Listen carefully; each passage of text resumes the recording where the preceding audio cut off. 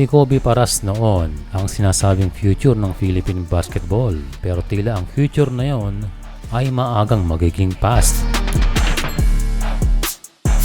Nilahad ng PBA Tower of Power na si Benji Paras na parang ayaw nang mag-basketball ng kanyang anak na si Kobe.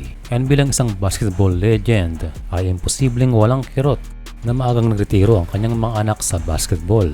Pero anin Sir Bench ang mahalaga ay nasubukan ni Kobe na maglaro ng pro. And suportado niya kung ano man ang maging desisyon katulad ng planong pagbibusiness ni Kobe sa Siargao.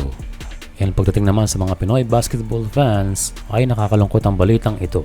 At pero naman talagang fanbase na nabuotong si Kobe sa mga taon ng kanyang paglalaro ng basketball. Ang PBA sana ang pinakamalinaw na pathway kung ipagpapatuloy niya ang paglalaro ng professional. Pero sa balita ngayon ay parang hindi ito mangyayari. Pero marami pa rin umaasa na siya magbabalik dahil kung passion mo ang isang bagay ay babalikan mo ito. High school pa lang itong si Kobe ay mataas na expectation ng mga tao na kasama niya mga future NBA players at mga coaches sa Amerika.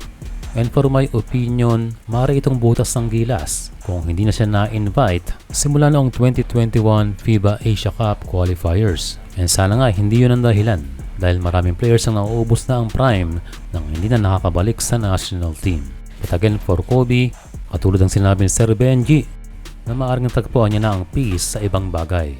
But again sa usapang basketball, ay napakalaking sayang kung titigil na si Kobe dahil hindi naman nauubos ang opportunity lalo na sa Pilipinas na siya inaabangan na magbalik.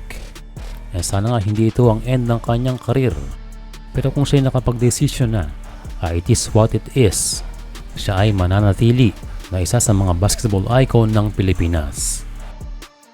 Sana Kobe, bumalik ka.